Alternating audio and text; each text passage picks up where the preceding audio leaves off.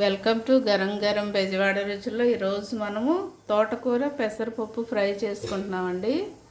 తోటకూరని ఇలాగ సన్న సన్నగా కట్ చేసి ఒక 4-5 సార్లు కడగండి. కొంచెం సాల్ట్ వేసి కడగండి, ఎందుకంటే మందులు చల్లుతారు కదా దానిలో, అందుకని కొంచెం సాల్ట్ వేసి కడగండి. అలాగే పెసరపప్పు కూడా ఒక 10 నిమిషాల ముందే నానబెట్టుకోండి.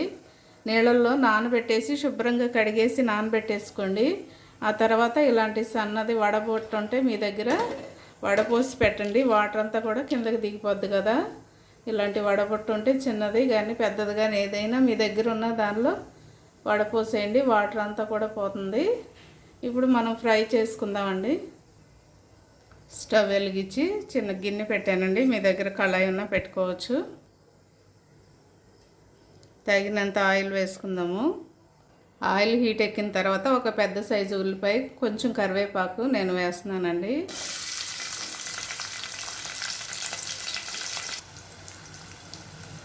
ఈ ఉల్లిపాయలు చక్కగా ఎర్రగా వేగేంత వరకు కూడా ఆయిల్లోనే మీడియం ఫ్లేమ్ పెట్టి వేయించండి.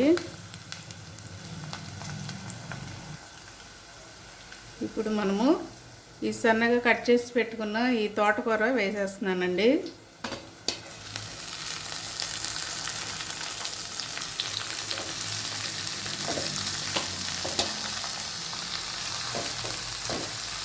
సగం తోటకూర వేయండి. సగం తోటకూర వేసిన తర్వాత దానిలో ఈ పెసరపప్పు వేసేద్దాము. మనం నానబెట్టుకొని కడిగి పెట్టుకున్నాం కదా శుభ్రంగా, అది వేసేద్దామండి.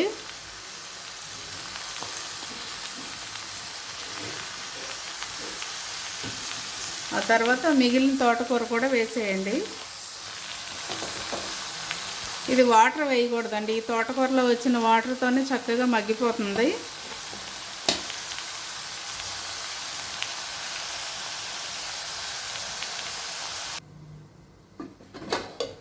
ఒకసారి మూత తీసి చూద్దామండి, కలపండి ఒకసారి.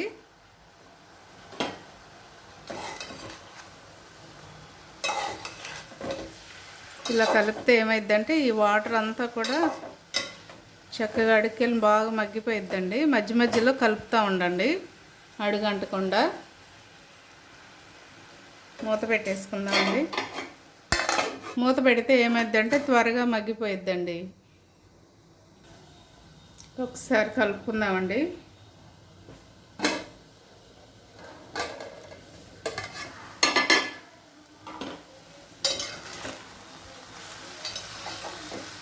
సిమ్ పెట్టేసేయండి. సిమ్ పెడితే ఏమవుతుందంటే చక్కగా సిమ్లోనే మగ్గిపోతుందండి. ఈ తోటకూర పెసరపప్పు కూడా చాలా టేస్ట్గా ఉంటుంది.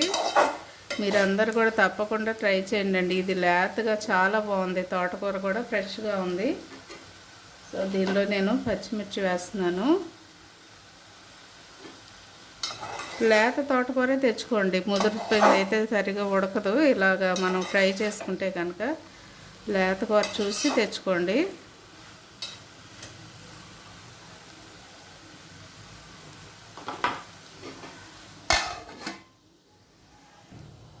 ఒకసారి మూత తీసి మనం చూద్దామండి. సాల్ట్ కూడా కొంచెం నేను వేస్తున్నాను, సాల్ట్ వేస్తున్నాను చూడండి. ఇదే వేస్తున్నాను, చూసి వేసుకోండి సాల్ట్.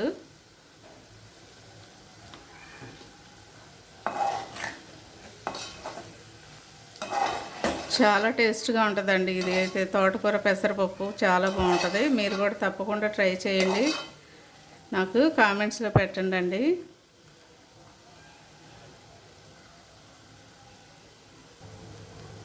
దీనిలో కొంచెం వెల్లుల్లిపాయ వేద్దామండి. అలాగే కొంచెం కూడా అల్లం వేసుకోండి, సన్నగా తరిగి పెట్టుకున్న అల్లం వేయండి.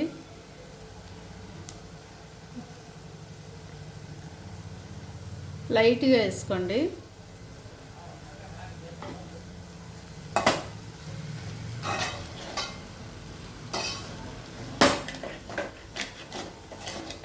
చక్కగా మగ్గిపోయిందండి. ఒక 2 నిమిషాలు ఉంటే ఇంకా అయిపోతుంది.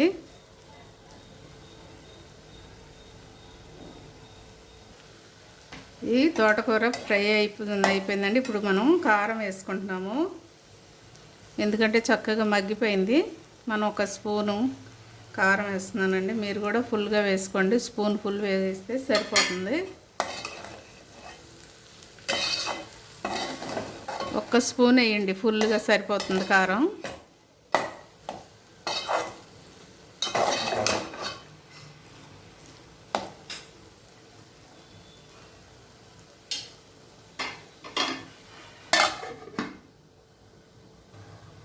ఒకసారి చూద్దామండి. కారం వేసుకున్నాం కదా, సాల్ట్ కూడా ఇప్పుడే చూసేసుకోండి. స్టవ్ కట్టేస్తున్నానండి, ఎందుకంటే ఫ్రై రెడీ అయిపోయింది కదా తోటకూర పెసరపప్పు. మీరు కూడా తప్పకుండా ట్రై చేయండి అండి, చాలా టేస్టీగా ఉంటుంది. వేడి వేడి అన్నంలో అయితే చాలా బాగుంటుందండి. చాలా హెల్తీ కూడా కదండి. ఈ సమ్మర్లో ఈ ఆకుకూరలే మనం ఎక్కువగా తీసుకోవాలి.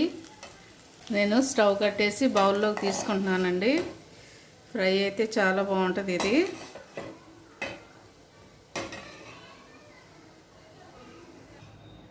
చూడండి, ఎంతో టేస్టీగా ఉండే పెసరపప్పు తోటకూర ఫ్రై రెడీ అయిపోయిందండి.